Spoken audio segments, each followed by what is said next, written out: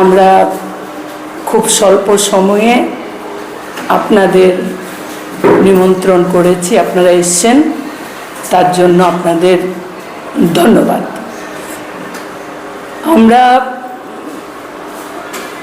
আজকে মূলত আমরা সাংবাদিক সম্মেলনটা করছি এই কারণে যে পানিসাগরের উত্তর পদ্মবিল সেই এলাকায় 14 মাসের একটি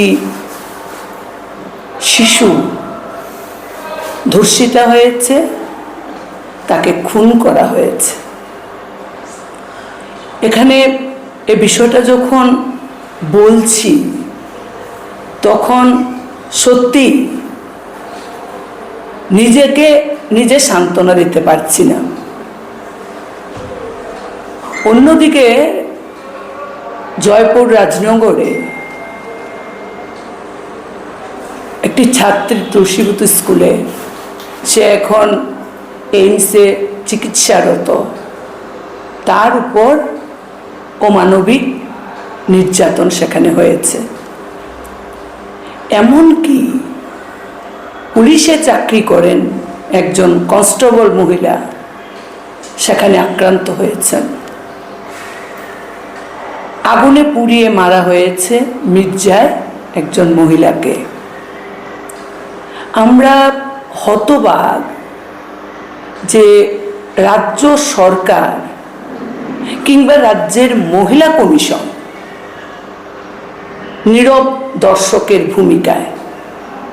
আমরা দেখেছি এই রাজ্যে চুল কেটে তাকে প্রকাশ্য দিবালোকে একটি মহিলাকে সেখানে মারধর করা হচ্ছে, অথচ এই নেতৃত্বরাই 2018 সালের আগে ত্রিপুরা রাজ্যে যখন কোনো ধরনের নারীদের উপর অপরাধ হিংসা সংগঠিত হতো তখন তারা রাস্তা কাঁপাতেন, বড় বড় কথা বলতেন। ওইটাকে আমি দোষ বলছি না, নিশ্চয়ই করবেন, নারীদের উপর অত্যাচার নির্যাতন হলে পরে নিশ্চয়ই করবেন। আমাদের সংগঠন আমরা প্রতি সময় 2018-2018 পর প্রতিদিন এই ধরনের অমানবিক মধ্যযুগীয় বর্বরতার বিরুদ্ধে কথা বলবো। ফলে আজকে সাংবাদিক বন্ধুদের মাধ্যমে আমরা রাজ্যের মুখ্যমন্ত্রীর দৃষ্টি আকর্ষণ করতে চাই। মুখ্যমন্ত্রী বলছেন সুশাসন চলছে। এটা কিসের সুশাসন? অপরাধী গ্রেপ্তার হয়, ধর্মনগরের যে ঘটনা, অপরাধী অ্যারেস্ট হলো রেপ কেসের কারণে, আবার সে তার বেইল হলো, গিয়ে আরেকটা রেপ কেস করেছে। আমরা বরাবর বলছি এমন ধারা অপরাধের বিরুদ্ধে লিপিবদ্ধ করো যাতে সেখানে পালাবার পথ না পায়, শাস্তি হয়, আইনে তাকে অপরাধী হিসেবে চিহ্নিত করা হয়। এখন যিনি ইনভেস্টিগেশন অফিসার আয়ও কি ধরনের ধারা সেখানে দেন, সেখানে কি ধরনের পর্দার বিষয় আছে আমি সেটা বলছি না, সমটো কেস করা যায়। আমাদের রাজ্যের মুখ্যমন্ত্রীর দৃষ্টি তার জন্যই আমি আকর্ষণ করছি।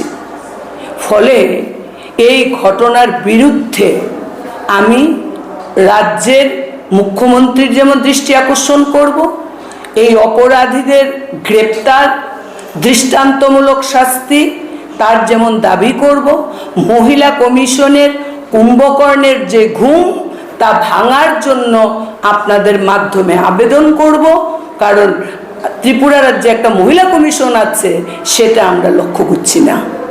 পাশাপাশি আপনাদের মাধ্যমে ত্রিপুরা রাজ্যের মানবাধিকার কমিশন, ত্রিপুরা রাজ্যের দল মত নির্বিশেষে একজোট হয়ে মহিলাদের উপর এই আক্রমণের বিরুদ্ধে, শিশুদের উপর আক্রমণের বিরুদ্ধে, ছাত্রীদের উপর আক্রমণের বিরুদ্ধে, ইপটিজিংয়ের বিরুদ্ধে।